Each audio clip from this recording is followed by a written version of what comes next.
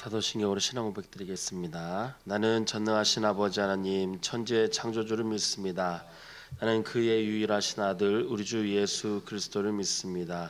그는 성령으로 잉태되어 동정녀 마리아에게서 나시고 본디오 빌라도에게 고난을 받아 십자가에 못 박혀 죽으시고 장사된 지 사흘 만에 죽은 자 가운데서 다시 살아나셨으며 하늘에 오르시어 전능하신 아버지 하나님 편에 앉아 계시다가 거기로부터 살아있는 자와 죽은 자를 심판하러 오십니다. 나는 성령을 믿으며 거룩한 공교회와 성도의 교제와 죄를 용서받는 것과 몸의 부활과 영생을 믿습니다.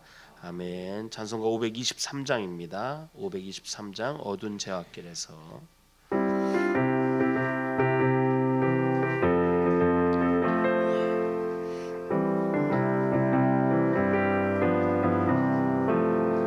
모든 죄악길에서 목자 없는 양같이 모든 사람 길 찾아 헤맨다.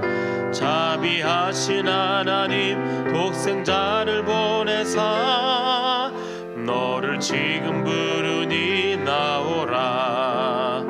이때라 이때라 주의 긍휼 받을 때가 이때라.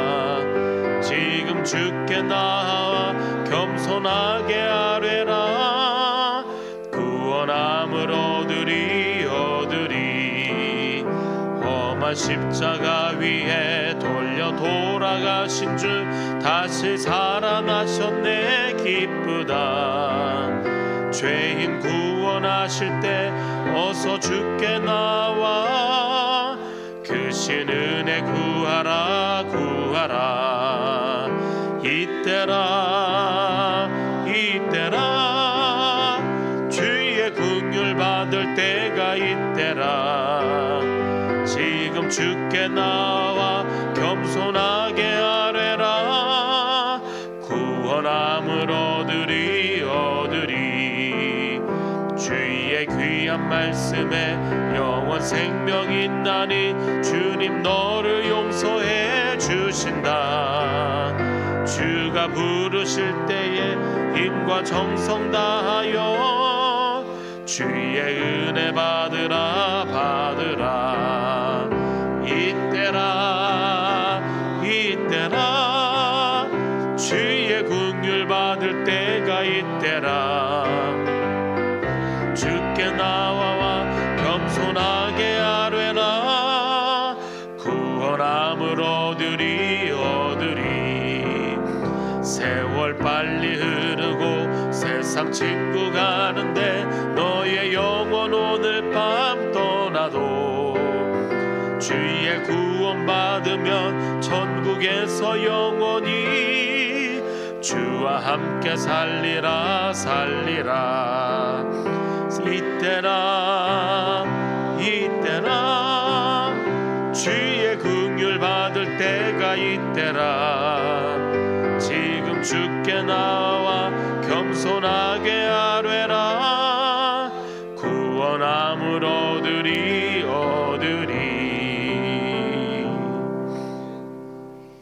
하나님 말씀 호세아서입니다. 호세아서 5장 호세아서 6장 1절에서 11절입니다.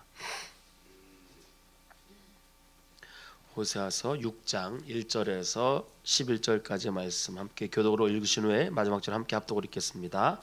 오라 우리가 여호와께로 돌아가자. 여호와께서 우리를 찢으셨으나 도로 낫게 하실 것이요 우리를 치셨으나 싸매 주실 것입니다. 여호와께서 이틀 후에 우리를 살리시며 셋째 날에 우리를 일으키시리니 우리가 그의 앞에서 살리라. 그러므로 우리가 여호와를 알자. 힘써 여호와를 알자. 그의 나타나심은 새벽빛같이 어김없나니 비와 같이 땅을 적시는 늦은 비와 같이 우리에게 임하시리라 하니라. 에브라임아 내가 내게 어떻게 하랴. 유다야 내가 내게 어떻게 하랴. 너희의 인내가 아침 구름이나 쉬 없어지는 이슬 같도다. 그러므로 내가 선지자들로 그들을 치고 내 입의 말로 그들을 죽였노니 내 심판은 빛처럼 나오느니라. 나는 인애를 원하고 제사를 원하지 아니하며 번제보다 하나님을 아는 것을 원하노라. 그들은 아담처럼 언약을 어기고 거기에서 나를 반역하였느니라. 길르앗은 악을 행하는 자의 고을이라 발자국으로 가득 찼도다. 강도 때가 사람을 기다림같이 제사장의 무리가 세겜길에서 살인하니 그들이 사악을 행하였느니라. 내가 이스라엘 집에서 가증한 일을 보았나니 거기서 에브라임은 음행하였고 이스라엘은 더럽혀졌느니라. 읽겠습니다. 또한 유다여 내가 내 백성의 사로잡힘을 돌이킬 때에 내게도 추수할 일을 정하였느니라. 아멘. 기도하겠습니다. 좋으신 아버지 하나님, 은혜를 감사합니다. 지난 간밤에도 저희들을 주님 품 안에서 편히 쉬게 해주시고 또 이 새벽에도 저희들을 주 앞에 불러주심을 감사합니다. 물을 떠난 고기가 살 수 없음과 같이 저희가 주의 은혜가 없이는 한순간도 살 수 없음을 고백합니다. 이 새벽에도 말씀과 기도 가운데 저희들을 만나주시며 주의 성령으로 충만케 하여 주옵소서. 기도의 영을 부어주시고 또 마땅히 간구할 것들로 기도할 수 있게 하여 주옵소서. 주님께 일천번째 예물을 드립니다. 믿음으로 또 순종으로 감사함으로 드리는 예물을 주님께서 기뻐 받으시고 약속하신 하늘의 복과 땅의 복으로 충만하게 채워 주옵소서. 주의 은혜로 종의 가정들을 형통케 해주시며 그 자녀들을 축복하여 주옵소서. 예수님의 이름으로 축복하며 기도하옵나이다. 아멘. 이 새벽에도 주의 은혜와 축복이 함께 하시기를 축원합니다. 호세아서는 이제 이스라엘 백성들이 멸망할 때 활동했던 선지자입니다. 그래서 이제 북이스라엘이 아수르에 의해서 멸망하고 남유다는 이제 바벨론에 의해서 멸망을 했는데 바로 그때 활동했던 선지자가 이제 호세아서입니다. 그래서 여러분들이 열왕기 상하를 읽으시면서 이제 이때의 배경을 좀 같이 읽으시면서 읽으시면 좋습니다. 통성경을 읽으시면 연대기적으로 이렇게 아예 배열이 되어 있기 때문에 여러분들이 그 통성경을 읽으시면 이제 그 분위기 속에서 이거를 파악하기가 훨씬 좋습니다. 이때 활동했던 그 호세아, 이제 또 이때 활동했던 선지자가 이제 예레미야, 이런 이사야 이런 선지자들인데 이제 메시지의 내용이 많이 그 분위기가 다릅니다. 그 예레미야 같은 경우는 이스라엘 백성들의 이제 멸망을 심판을 얘기한 데 있다면 이제 호세아서는 그렇게 이스라엘 백성들을 심판하시는 하나님의 마음이 뭔가를 보여줍니다. 그래서 그걸 시청각처럼 보여준 것이 호세아의 삶이죠. 그래서 하나님은 이것을 알려주기 위해서 호세아로 하여금 고멜과 타락한 고멜과 결혼하게 만들고 그 사이에 이제 세 자녀를 얻어서 이름을 짓고 그 다음에 그 고멜이 또 방탕에서 나갔지만 다시 그 고멜을 데리고 오는 이 사건을 먼저 호세아에게 시켜요. 이게 앞에 1, 2, 3장에 기록된 내용입니다. 그리고 이제 4장부터 메시지가 나오는 겁니다. 그래서 이 호세아서를 읽을 때 호세아의 삶을 여러분들이 염두에 두셔야 합니다. 이게 하나님의 큰 시청각적인 그림이에요. 이 틀 속에서 하나님이 호세아서가 진행이 되는 겁니다. 그래서 요거를 염두에 두면서 이제 호세아서를 읽으면 맥락을 여러분들이 잘 잡을 수 있습니다. 자, 이제 1절부터 3절의 내용을 보시면 이제 하나님의 심판의 목적이 아니라 1절부터 3절이 목적이에요. 그러니까 하나님이 그 호세아를 통해서 보여준 게 고멜을 정죄하고 심판하는 것이 하나님의 목적은 아니죠. 하나님은 그런 타락한 고멜이라도 다시 이렇게 아내로 다시 데리고 오는 그런 호세아의 행동을 통해서 하나님의 진짜 마음은 이런 이제 그 이스라엘 백성들의 회복에 있다는 것을 보여주는 것이죠. 그래서 이제 1절부터 3절에 이제 하나님이 이렇게 말씀하시죠. 오라 우리가 여호와께로 돌아가자. 여호와께서 우리를 찢으셨으나 도로 낫게 하실 것이요 우리를 치셨으나 우리를 싸매어 주실 것이다. 저는 이제 아이들을 키우다 보면은 이런 걸 느낄 때가 많아요. 아이들을 특히 이제 어린 아이일수록요, 엄마한테 혼나도 누구한테 가요? 엄마한테 가요. 근데 애가 엄마한테 혼나고 딴 데 가면 그건 정말 심각한 겁니다. 그건 정말 애가 엄마에 대한 그런 신뢰나 이런 것들을 완전히 잃어버린 거기 때문에 그건 정말 심각한 거예요. 그런데 아이들의 특징이 뭐냐면은 엄마한테 혼나는데 엄마한테 가고 아빠한테 가는데 아빠한테 가는 거예요. 그러니까 이게 정상적인 관계인 거죠. 그러니까 하나님께서 우리를 징계하셨지만 그러나 우리를 다시 회복시키실 분도 하나님이신 거예요. 그래서 여러분들이 교회에서 신앙생활하다가 교회 떠났다. 그건 하나님이 뭔지를 모르시는 거예요. 정말 하나님을 아신다면은 교회를 신앙생활하면서 교회 상처받아요. 저도 사실은 예수님 때문에 구원받고 축복받은 것도 많지만은 목회하면서 교회 때문에 입은 상처도 많아요. 근데 그거 생각하면은 벌써 교회 떠났어야죠. 그런데 교회는 떠날 수 없어요. 그러니까는 제가 신앙생활하면서 그것도 교인들에게 있는 상처가 많이 있었지만 그러나 그것과 내가 주의 일을 하고 주의 일을 하다가 겪는 어려움이 있었지만은 그것과 하나님을 떠나는 것은 같은 게 아니에요. 그리고 어떤 때는 내가 목사로 부름 받지 않았다면은 이건 내가 이런 일을 겪을 이유가 뭐가 있는가? 내 안이 고 치사하게 이런 일을 겪을 일이 뭐가 있는가? 이런 생각이 들 때도 있어요. 그렇지만은 그 하나님께 부름 받았고 그 하나님께 사랑받았고 그 하나님이 또 문제도 해결해 주시고 축복해 주시는 거예요. 이게 정상적인 관계인 거죠. 그러니까는 이스라엘 백성들에게 얘기를 하는 거예요. 하나님이 너희가 지금 죄를 지어서 하나님이 너희를 징계하시지만 그러나 결국 우리가 돌아갈 것도 하나님이고 문제를 해결해 주실 분도 하나님이라는 것이죠. 이게 정상적인 거예요. 그래서 여러분들이 신앙생활 하다가 어려움이 있다 할지라도 교회를 떠나시면 안 돼요. 신앙생활 하다가 어려움이 있다 할지라도 여러분들이 하나님을 버리시면 안 되는 거예요. 그런데 이제 그걸 잘 모르는 경우는 쉽게 떠나고 하나님 어디 계시냐 이렇게 그건 아직 하나님이 뭔지 하나님이 누구신지를 잘 모르는 거죠. 그래서 이제 3절이 나오는 건데 먼저 2절을 설명하겠습니다. 하나님의 회복이 어느 정도 확실하느냐 하면은 여호와께서 이틀 후에 우리를 살리시며 셋째 날에 우리를 일으키시리니 우리가 그 앞에서 살리로다. 여기서 말하는 이틀 셋째라는 것은 실제 이틀 셋째를 말하는 건 아니죠.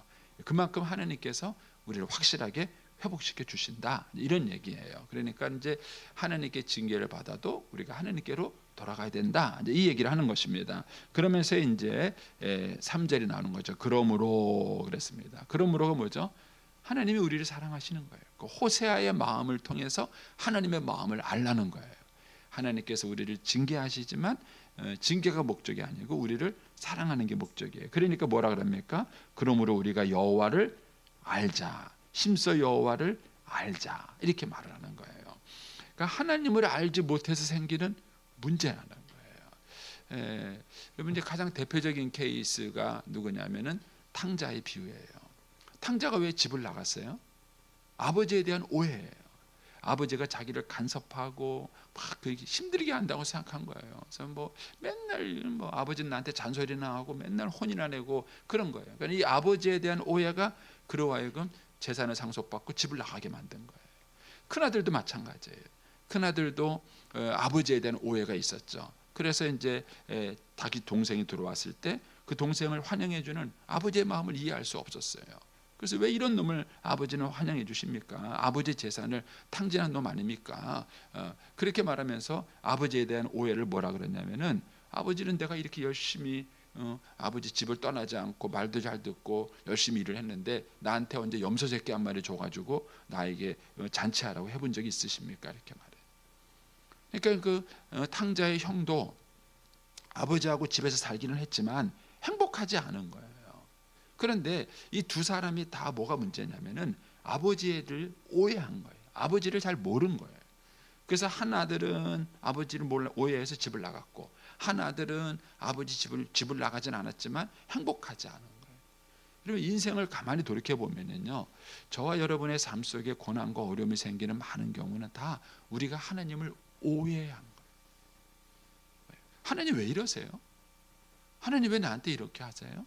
그리고 왜 이런 걸 베푸시는 거예요? 그런 거예요. 그리고 그 하나님에 대해서 오해하고는 하나님을 반항하는 거예요.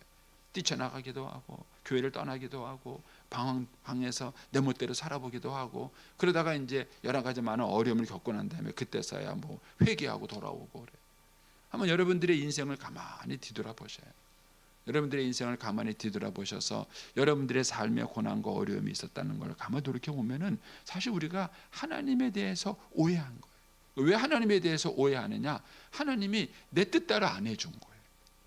그래서 우리가 인생이 얼마나 뭐랄까요, 자기 중심적이냐면은 이 인생이 다 내 뜻대로 돼야 되는 거예요. 그래서 이제 제가 예전에 이제 어떤 분의 뭐 설명서를 보고 웃은 적이 있는데 예수님이 그러셨잖아요. 너희가 믿음이 있으면 이 산더러 명하여 저 바다에 던지라 할지라도 그대로 될 것이요 그랬잖아요. 근데 그거 해보셨어요? 네? 해보셨어요? 그래서 이제 이분이 저도 사실 그거 참 학생 때부터 믿으면서부터 믿습니다 해놓고는 한 번도 안 되는 거예요. 이 산에 명하여 저 바다에 가라 안 가잖아요. 그래서 이게 참 늘 신앙생활하면서 수수께끼였거든요. 근데 어떤 분이 그걸 설명했는데 제가 그거를 읽으면서도 해결이 되기도 하고 웃었어요. 왜 그러냐면 그분이 뭐라 그러냐면은 이제 A가 있고 B가 있고 C가 있는데 하나님 시킨 대로 저 부소산 명하여 절로 가라 그런데 갔어요. 이 사람 마음에 안 들고 아니 여기는 부소산이 절로 저쪽으로 가라 그랬어요. 그러면 부소산이 하루에 몇 번 옮길 것 같으세요? 네? 정신 없을 겁니다. 부소산이 이거 갔다 저쪽 갔다 이쪽 갔다 저쪽 갔다 하면 그러면 여기 사는 사람이 어떻게 될까요? 그래서 하나님이 그거 안 해주셨대요. 이게 맞는 건지 안 맞는 건지 모르겠는데 설득력이 있는 거예요. 그 얘기가. 사람이 얼마나 자기 중심성이 있는지. 그러니까 어떤 것을 하나님께 기도하고 어떤 것을 얘기할 때 사람은 다 자기 관점, 자기 중심, 자기 생각으로 이 모든 것들을 이해해 주기 바라는 거예요. 그렇게 하나님을 본 거예요. 그러니까는 그 하나님에 대해서 오해한 것입니다. 제가 여러분에게 여러 번 말씀드렸지만 제가 저희 어머니 모시고 살 때에도 아내에 대해서 오해한 게 그거예요. 제가 제 관점으로 봤을 때에 아내가 어머니께 한 행동이 마음에 안 드는 거예요. 그러니까 제가 아내한테 니네 엄마만 그렇게 할 거냐 이렇게 공격을 제가 했어요. 근데 이제 아내가 아무 말 안 하더라고요. 제 아내의 특징이에요. 저랑 막 덤비고 싸우지 않고 아무 말 안 해요. 얼굴이 싹 변하고는 아무 말 안 하고. 그러면서 한마디 하더라고요. 당신은 나를 그 정도밖에 취급하지 않았어 이렇게 생각하는. 근데 이제 어째 그 말이 여운이 남는 거예요. 근데 이제 꼭 아내는 그렇게 하고 나면 기도해요. 그러면 하나님이 대신 얘기해 주세요. 하나님이 저한테 그러시더라고요. 너 아내하고 몇 년 살았냐? 너 아내하고 몇 년 살았냐? 이제 그때가 이제 28년인가 27년인가 살았을 때인데 제가 이렇게 살았습니다. 이렇게 얘기하니까 그러면 그동안 아내가 너한테 어떻게 했냐? 근데 그 세월을 가만히 뒤돌아보면은 정말 아내는 저를 위해서 희생했거든요. 모든 걸 맞춰주고 그렇게 살아온 사람이에요. 근데 그게 이제 쫙 떠오르면서 하나님이 하시는 얘기가 그런 거예요. 그런 아내가 네 엄마한테 어떻게 하겠냐? 그래서 제가 참 많은 생각을 한 거예요. 그러니까 아내를 오해한 거죠. 그러니까 그렇게 오랜 세월을 살았는데도 아내를 오해한 거예요. 내 관점으로, 내 기분으로 이렇게 상황을 바라보고 내 기분과 내 상황에 맞지 않다고 해서 오해한 거예요. 그래서 주님께서 이렇게 말하는 거예요. 우리의 신앙의 많은 문제가 하나님을 잘 몰라서 생기는 문제예요. 그래서 여기서 우리가 여호와를 알자라는 이 단어는요, 아담과 하와가 동침해서 서로를 알았다라는 데 쓰는 그 단어예요. 이 단어가. 그러니까는 하나님을 아는데 추상적으로 피상적으로 아는 것이 아니라 하나님의 그 깊은 마음을 안다는 것입니다. 그래서 성경 공부가 중요한 거고 말씀이 중요한 것입니다. 우리가 이 성경 공부나 말씀을 통해서 하나님을 제대로 알고 하나님의 마음을 제대로 안다면 우리의 신앙생활에 오해가 없고 그런 오해가 없으면 방황이 없는 겁니다. 자, 어떤 일이 벌어지는가를 보세요. 6절을 한번 보십시오. 이제 4절부터 11절까지가 하나님께서 그 당시에 이제 북이스라엘의 죄를 책망하는 내용이에요. 남유자도 같이 책망하는 내용인데 이 내용이 좀 여러분들이 이해하기가 쉽지 않아요. 이해하기 쉽도록 제가 설명하겠습니다. 자, 6절을 보시면 나는 인애를 원하고 제사를 원하지 아니하며 번제보다 하나님 아는 것을 원하노라. 여기서도 그렇게 말을 하잖아요. 하나님 아는 것을 원한다. 이게 하나님을 알지 못하기 때문에 이들에게 뭐가 문제가 생겼냐면은 인애가 없어요. 대신 뭐가 있느냐면은 제사가 있어요. 이 제사라는 것은 이스라엘 백성들의 모든 종교적 행위라고 말할 수 있어요. 그러니까 오늘 우리로 말한다면 주일 성수를 하고 뭐 절기를 지키고 예배를 드리는 거예요. 이것도 중요해요. 그런데 하나님께서는 이것보다 더 중요한 게 뭐냐면 하나님 아는 거예요. 하나님 아는 거예요. 근데 하나님 마음을 알지 못하고 우리는 외형적인 예배에 집중하는 거예요. 마치 부모님의 마음을 알아야 되는데 생신날, 명절날 부모님께 선물 갖다 드리고 용돈 드리면 자기가 효도를 다 했다고 생각하는 거예요. 부모의 마음을 모르는 거죠. 그러니까 이스라엘 백성들의 문제는 하나님을 몰랐기 때문에 제사와 번제가 있는데 뭐가 없었느냐? 인애가 없었다는 거예요. 이 인애가 어느 정도 없었느냐면 4절을 보세요. 4절을 보면은 에브라임은 이스라엘을 상징하는 하나의 그 은유법이에요. 은유법. 에브라임아 내가 내게 어떻게 알아? 유다야, 그 남유다를 말하는 겁니다. 유다야 내가 어떻게 알아? 그러니까 북이스라엘과 남유다를 다 책망하는 거예요. 그러면서 너희의 인애가 아침 구름이나 쉬 없어지는 이슬 같도다. 이슬이 얼마나 빨리 없어지는지 알죠? 예, 우리가 이제 아침에 등산하다 보면은 이슬이 있는데 내려올 때 보면 없어요. 금방 해가 뜨면 사라지는 게 이슬이에요. 그런데 이스라엘 백성들의 인애가 그렇다는 거예요. 그렇게 쉽게 없어지는 거예요. 금방 사라져 버리는 거예요. 그런데 그 인애가 뭐냐? 그 인애가 없기 때문에 이들이 생기는 것이 뭐냐면은 이제 8절로 가 보십시오. 8절에 가면은 이렇게 얘기해요.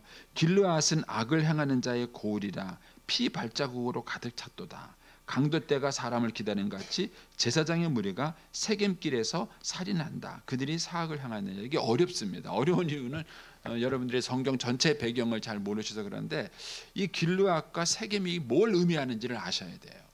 이 길르앗과 세겜은 뭐냐면요, 큰 도시이기도 하지만 도피처였어요. 도피처. 또 도피처가 뭐냐 또 물으시면 또 어렵지만 도피처는 뭐냐면은 이스라엘 백성들이 가나안 땅에 들어갈 때 하나님이 몇 개의 도피처를 만들었어요. 그래서 어떤 일이 벌어지냐면은 제가 예를 들어서 도끼로 이렇게 나무를 찍다가 도끼날이 빠질 수 있잖아요. 그래가지고 이렇게 찌는데 이게 훅 빠져가지고 옆에 사람 머리를 맞아가지고 죽었어요. 고의가 아닌 살인을 하게 된 것이죠. 그러나 이 죽은 사람의 가족들은 저를 복수하려고 그럴 거 아니에요. 그러니까 제가 고의가 아닌 살인을 했기 때문에 이 사람이 죽으면 내가 이제 복수를 받으니까 이 사람이 보호를 받도록 만든 게 도피처예요. 그래서 이 사람이 도피처로 도망가면 그 도피처에 누가 사냐면은 제사장들이 사는 곳이에요. 그 도피처가. 그래서 그 도피처에서 그 도망 온 사람을 보호해 주게 되어 있습니다. 보호해 줘. 그래서 이제 이스라엘 백성 가운데 그런 피해 그런 복수가 자꾸 이어지지 않도록 하느님이 만드신 제도였던 거예요. 그런데 여기를 보면은 9절에 보면 강도떼가 사람을 기다리는 같이 제사장 무리가 세겜길에서 오히려 살인을 한다는 거예요. 그러니까 제사장이 이 사람을 도피처로 오는 사람을 보호해 줘야 되는데 거꾸로 그들을 죽인다는 거예요. 제사장들이. 그리고 이제 8절에 가면은 길르앗은 악을 행하는, 말이 안 되는 거예요. 길르앗은 도피처예요. 제사장들이 사는 곳이니까 가장 선해야 돼요. 그런데 거기에서 악을 행하고요, 피발자국으로 가득 찼다는 거예요. 이 얘기를 다르게 표현하면 이들에게 이제 6절에 보면은 제사도 있고 번제가 있어요. 근데 제사가 있고 번제가 있지만 뭐를 모르냐? 하나님을 알지 못해요. 하나님을 제대로 알지 못하니까 결국 뭐냐면 신앙과 삶이 괴리가 되는 거예요. 이들은 제사만 드리면 됐다, 번제만 드리면 됐다 이거예요. 오늘날 한국교회 신자들이 왜 욕 먹습니까? 제가 이제 코로나 때 사람들이 하도 욕할 때 제가 이제 제 주변에 막 뭐라는 사람한테 물어봤어요. 당신 교회 때문에 손해 본 거 있냐? 없대요. 교회 때문에 뭐 피해 본 거 있냐? 없대요. 근데 왜 교회 욕하냐 그랬어요, 내가요. 그런데 싫대요. 그래서 난 이게 도대체 뭔 소린가 모르겠어요. 그리고 난 다음에 제가 생각해 본 게 있어요. 이 사람들이 교회 때문에 피해 본 건 아니에요. 우리 부여중앙교회가 부여군에 한 선한 일을 얼마나 많이 해요. 무슨 피해를 줬습니까? 그런데 사람들이 교회를 욕하는 이유가 뭐냐면은 자기 주변에 예수 믿는 사람들이 있어요. 가족 간에 있든지 직장에서 있든지 하여튼 현대 한국 사회에서 불신자 주변에 예수 믿는 사람이 아무도 없다. 그런데 그런 사람 없어요. 이제는 이제 신자들이 많이 있기 때문에 가족 가운데 한두 명이 있든지 직장 가운데 한두 명이 있든지 어쨌든 간에 자기 주변에 예수 믿는 사람들이 한두 명씩은 있어요. 그런데 그 예수 믿는 사람에게 늘 손해를 보는 거예요. 그 예수 믿는 사람들 때문에 어려움을 겪는 거예요. 그들이 크리스찬에 대한 이미지가 안 좋아요. 크리스찬에 대한 이미지가 안 좋아요. 왜 이런 일이 생겼는가? 그거는 신자의 신앙과 삶이 통합되지 않아서 그런 거예요. 제사는 열심히 드리는데, 번제는 열심히 드리는데 도피처가 돼야 될 성에서 오히려 사람을 죽이는 거예요. 이거는 이스라엘 백성들이 이 당시에 얼마나 타락했느냐를 극적으로 보여주는 거예요. 그거를 여기서 뭐라고 표현하냐면은 인애다 이렇게 표현한 거예요. 인애. 너희가 정말 하나님께 제사를 제대로 드리고 번제를 제대로 드렸다면은 삶 속에 뭐가 있어야 돼요? 인애가 있어요. 자, 조금 더 쉽게 말씀드릴게요. 여러분, 예수 믿는 부부하고 예수 안 믿는 부부가 뭐가 다릅니까? 차이를 느끼십니까? 제가 늘 가정 얘기를 들은 이유가 그것 때문이에요. 예? 자, 다르게 표현해 볼게요. 예수 믿는 시어머니하고 예수 안 믿는 시어머니하고 다릅니까? 차이가 있습니까? 없어요. 오히려 더 독하대요. 어떤 분이 예수 믿는 시어머니가 예수 안 믿는 시어머니보다 더 독하대요. 그것 때문에 그들이 느끼는 거예요. 대체 예수쟁이들 뭐 하냐 이거예요. 예수 믿는 게 뭐가 필요하냐는 거예요. 그러니까는 그들의 삶 속에서 정말 뭔가 예수 믿는 시어머니가 달라. 예수 믿는 남편은 뭐가 좀 달라. 이거를 그들이 느껴야 되는데 오히려 더 나쁘게 느끼는 거예요. 예수 안 믿는 사람보다 더 나쁘게 느끼는 거예요. 결국 오늘날 우리 한국 교회의 신앙의 위기도 뭐냐면은 제사는 있고 번제는 있는데 인애가 없는 거예요. 삶이 없습니다. 이것이 한국 교회 신앙의 위기예요. 이것 때문에 비난을 받는 거예요. 이것 때문에 공격을 받는 거예요. 그러다 보니까는 신앙 교육도 허상이에요.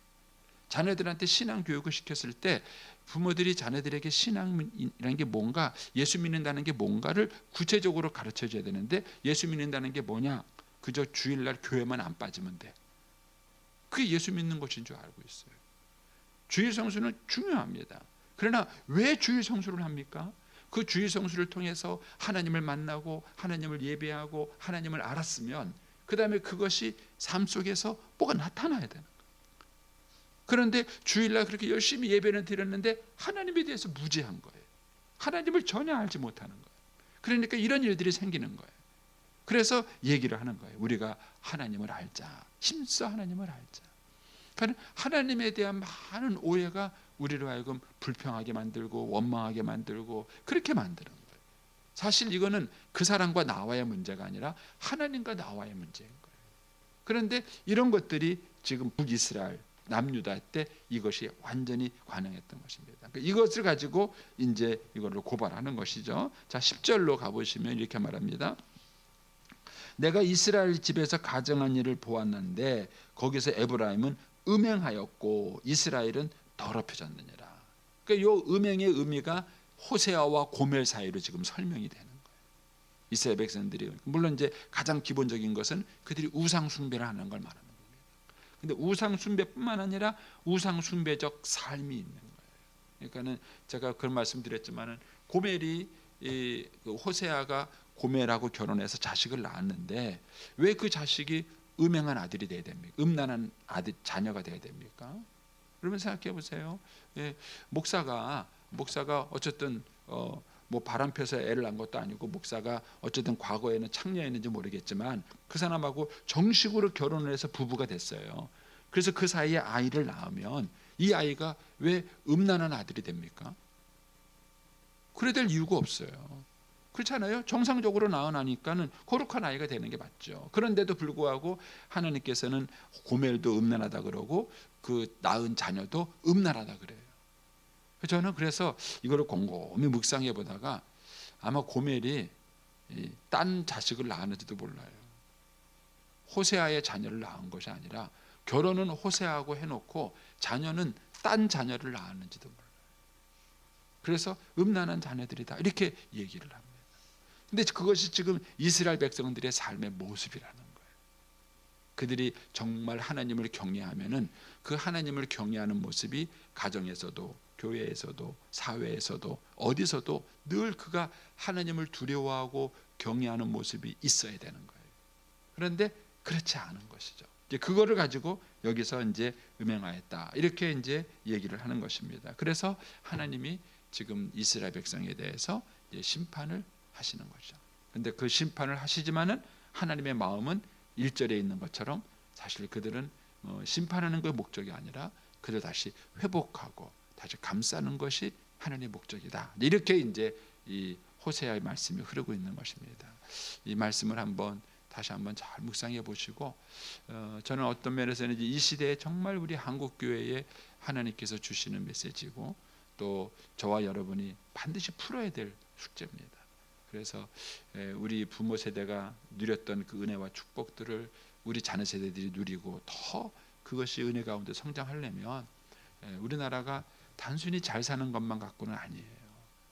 지금 이 호세아가 활동하던 시대가 에브라임 여로보암 2세 때인데 이때 경제적으로는 가장 풍요로운 때라 그래요. 학자들이 가장 풍요로운 때. 근데 경제적으로는 가장 풍요로웠지만은 영적으로 가장 타락했고 그것이 곧 나라가 멸망하는 걸로 이어집니다. 이렇게 생각을 한다면 오늘 우리나라가 정말 경제적으로 많은 풍요를 누리지만은 이 풍요가 진짜 풍요가 되려면 우리 민족이 영적으로 바로 서야 합니다. 하나님 앞에 바로 서서 우리가 참답게 하나님을 기뻐하는 신앙생활을 해야 우리의 자녀들에게 정말 축복과 축복이 이어지는 그런 삶이 될 것입니다. 그래서 저와 여러분이 하나님을 더 잘 알아갈 수 있게 되기를 축복합니다. 기도하겠습니다.